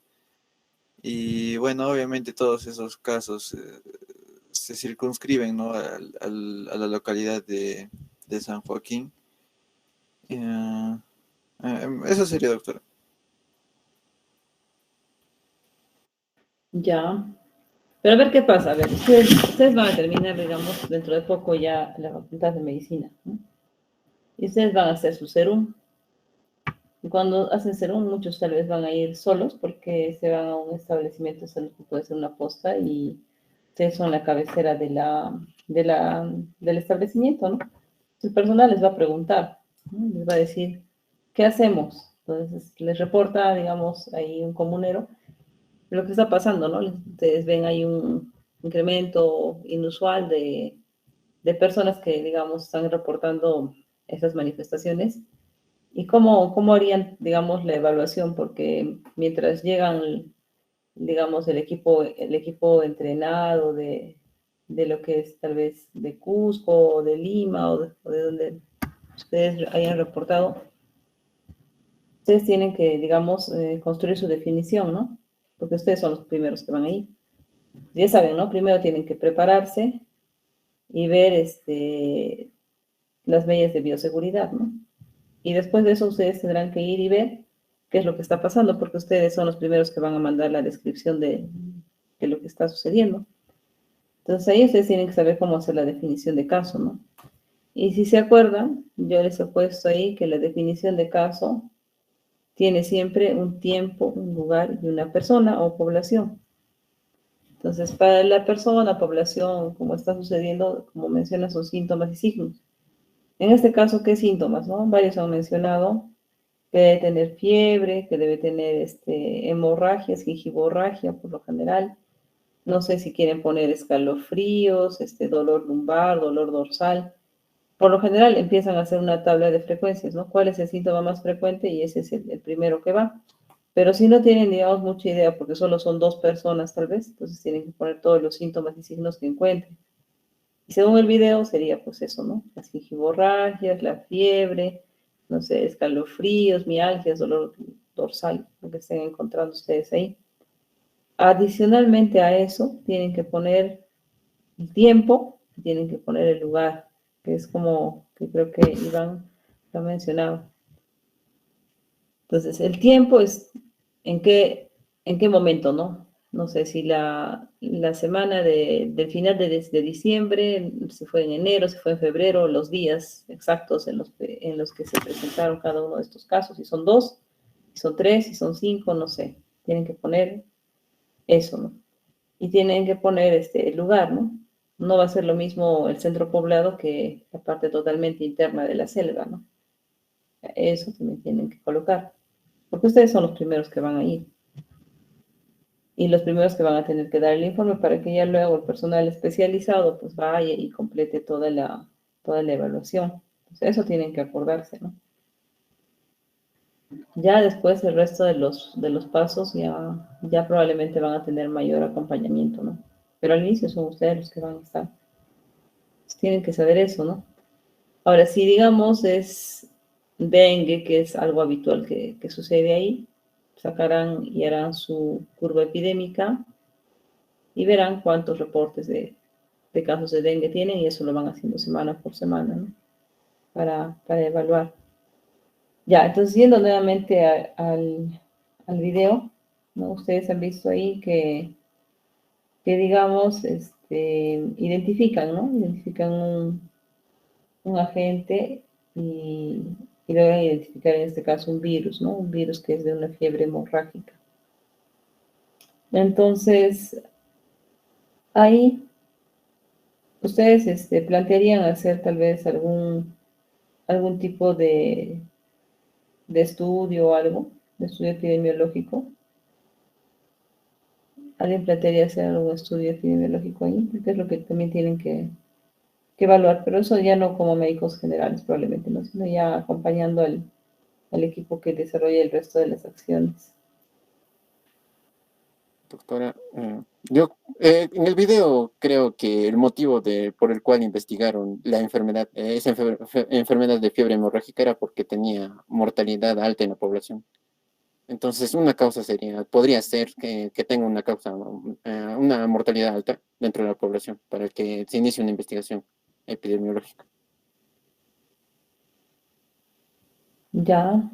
No, en general, o sea, hay dos tipos de investigación epidemiológica, ¿no? Acá la investigación que tienen que hacer porque están apareciendo esos casos, que bueno, sí o sí lo tienen que hacer, ¿no? Así sea algo que no sea tan mortal como esto, pero sí o sí lo hacen. Y la otra parte de la investigación a la que me estoy refiriendo es a los estudios que ustedes han visto, ¿no? En la segunda unidad, estudios analíticos y estudios observacionales.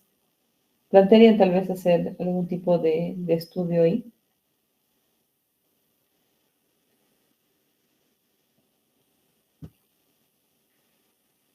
¿O no? ¿O les parece que no deberían hacer nada de eso?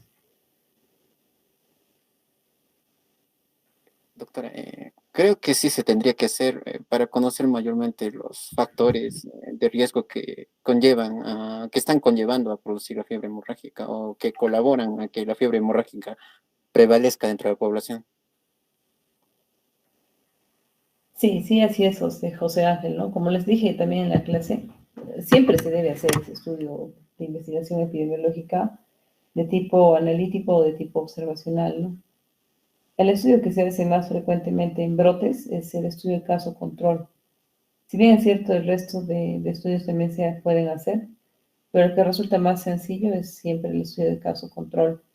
Entonces deberían tratar de plantear, ¿no? Principalmente, como dices, para encontrar factores asociados, porque esos factores asociados van a ser los que, digamos, van a estar mediando la forma de comportamiento de la enfermedad, ¿no? A la gravedad, o ya sea, digamos, alguna otra evaluación que ustedes quieren hacer.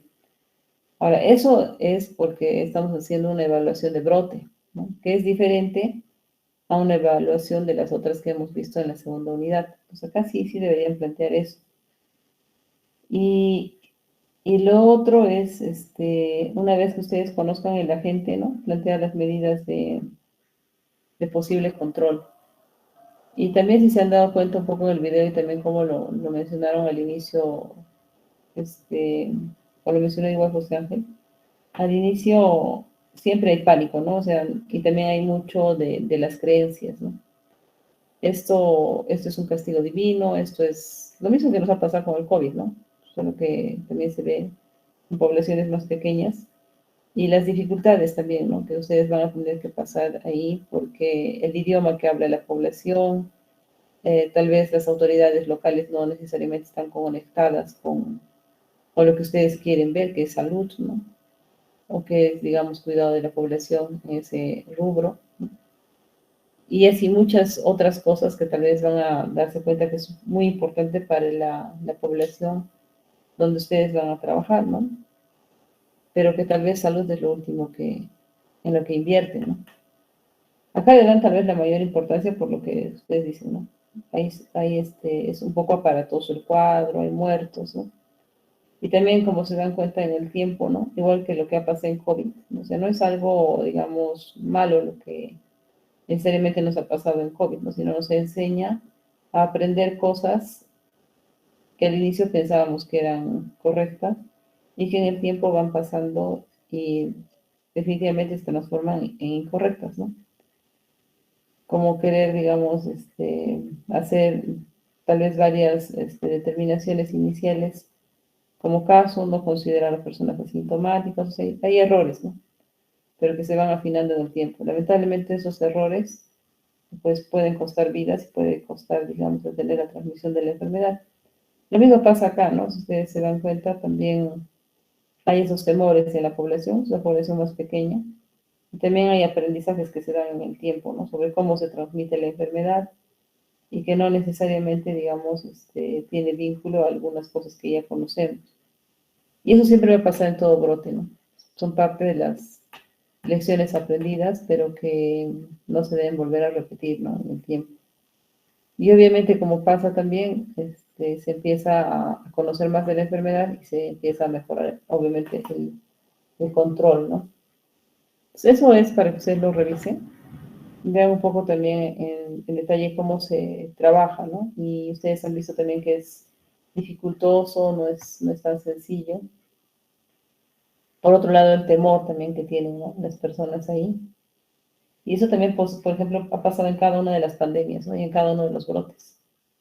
Con el cólera también ha pasado eso, ¿no? En la población asiática, que ha sido una población bastante afectada por lo que es cólera o la parte, digamos, de la India sobre todo, ¿no?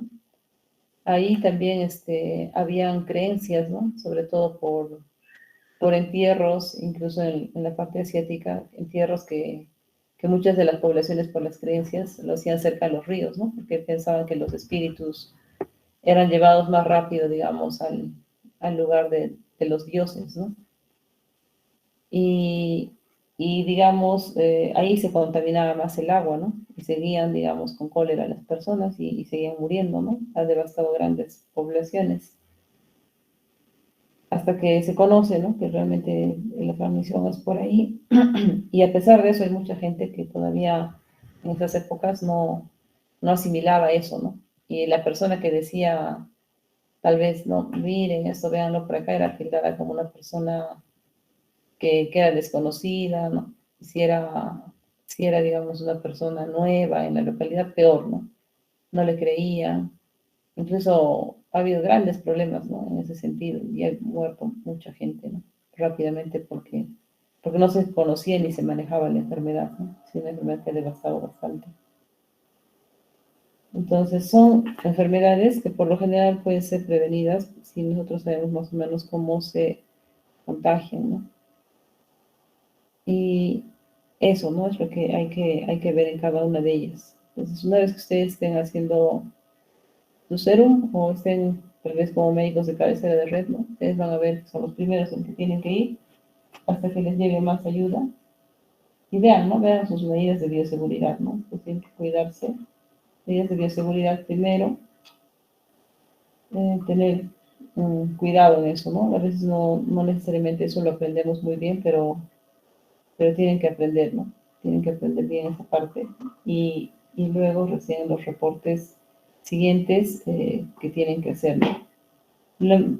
¿Por qué les digo tanto las medidas de bioseguridad? Porque en general, como ustedes son los primeros que salen, no va a venir, ustedes no van a informar, ¿no? Hay dos casos, por ejemplo, de fiebre hemorrágica y se lo informan, digamos, al CDC y el CDC va a llegar al día siguiente, ¿no?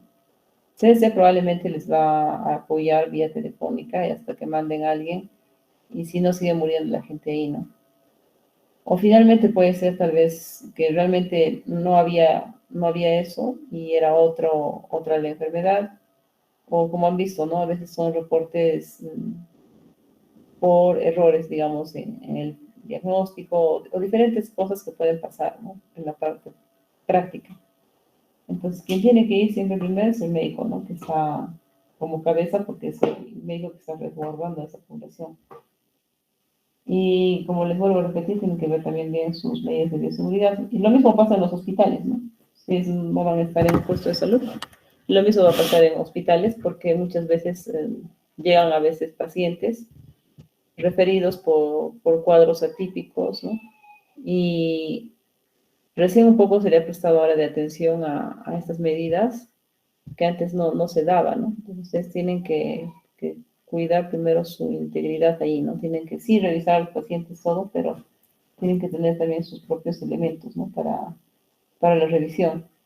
Y eso también les digo porque, por ejemplo, en los brotes que se dieron en la Libertad por peste bubónica, los primeros afectados fueron los residentes de especialidad que estaban ahí, o los médicos iniciales o internos que atendieron a los pacientes, ¿no?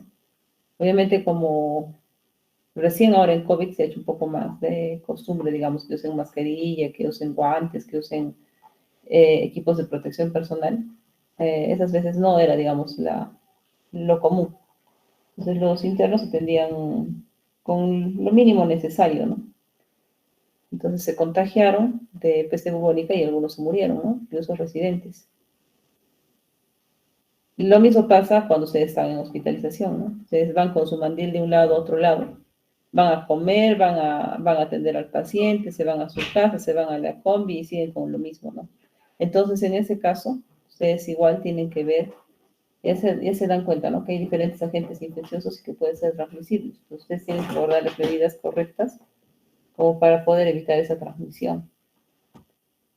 Y eso es lo que se aprende en el tiempo, ¿no? Tienen que ver eso. Bueno, entonces, acá lo dejaremos y continuamos el miércoles con la siguiente clase. Si es que no hay ninguna Gracias, pregunta doctora. adicional.